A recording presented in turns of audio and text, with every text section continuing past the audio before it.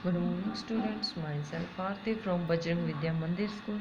Students, आज हम Hindi grammar में चैप्टर 2 की एक्सरसाइज करते हैं बेटा। ठीक है, हमारा चैप्टर ये हमने कंप्लीट रीड कर लिया है। ठीक है, वर्ण विचार, कंसेप्ट ऑफ अल्फ़ाबेट।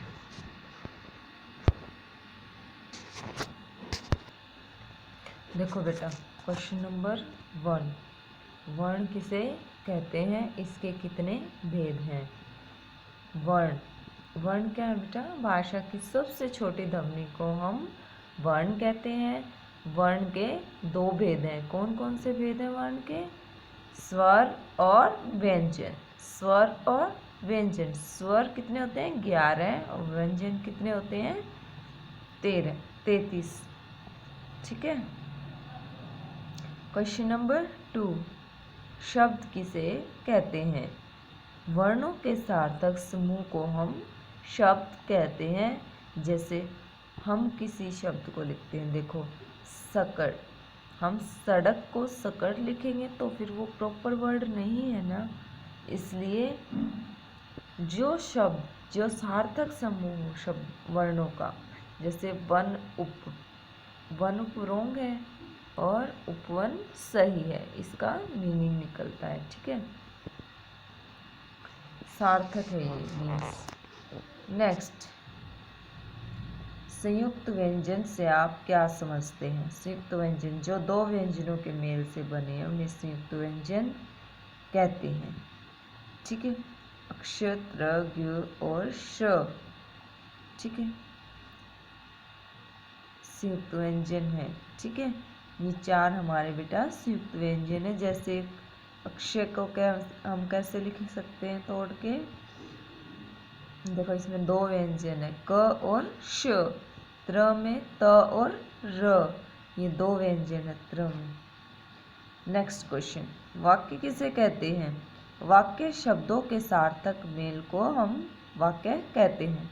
ठीक है, जैसे वर्णों के सार्थक मेल को हम शब्द कहते हैं, वैसे ही शब्दों के सार्थक मेल को वाक्य कहते हैं। ठीक है, जैसे शेर दहाड़ रहा है, हम इसको उल्टा सीधा बोलेंगे, जैसे शेर रहा है दहाड़, ऐसे कोई वाक्य तो नहीं बनेगा बेटा। ठीक है, तो ये हमारा प्रॉपर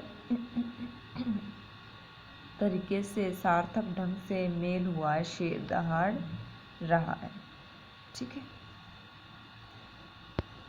ये क्वेश्चन आंसर आपको अपनी फेयर नोटबुक में राइट डाउन करने हैं बेटा। ठीक है,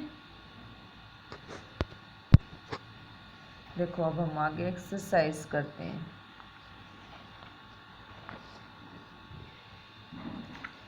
भाषा की सबसे छोटी ध्वनि को रिक्त स्थानों की पूर्ति करो बेटा। सॉरी, क्वेश्चन नंबर 2, रिक्त स्थानों की पूर्ति कीजिए। फर्स्ट, भाषा की सबसे छोटी डैश को डैश कहते हैं, ध्वनि को वर्ण कहते हैं। हिंदी के वर्णों को कितने भागों में बांटा गया है? 2। ठीक है, वर्णों की सूची क्या कहलाती है? वर्णमाला। ठीक, हर व्यंजन में क्या मिला होता है?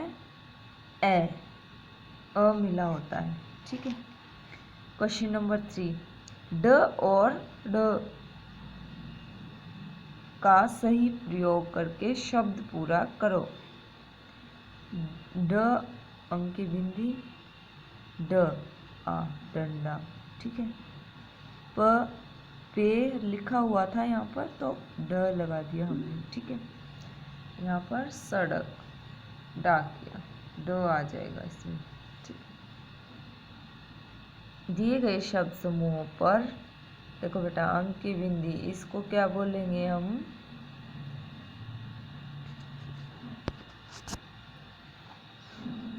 दिए गए शब्द समूह पर ये बिंदियां लगानी है। ठीक है, इन्हें चिन्ह लगाने हैं।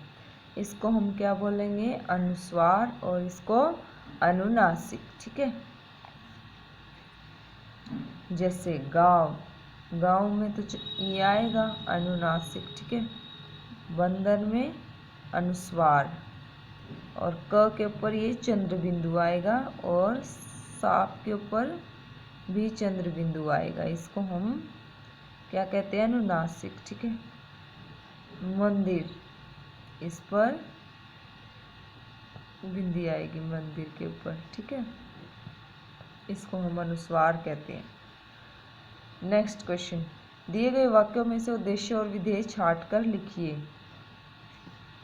देखो बेटा, बच्चा सो रहा है। ठीक है। बच्चा क्या है? उद्देश्य, और विधेय क्या है? सो रहा है।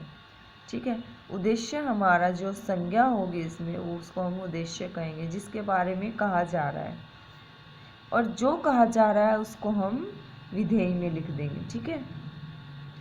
मैं कल दिल्ली जाऊंगा, मैं उद्देश्य है, कल दिल्ली जाऊंगा विधेय।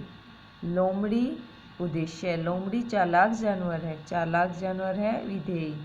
माताजी कपड़े धो रही हैं, माताजी उद्देश्य है, कपड़े धो रही हैं विधेय। ठीक है।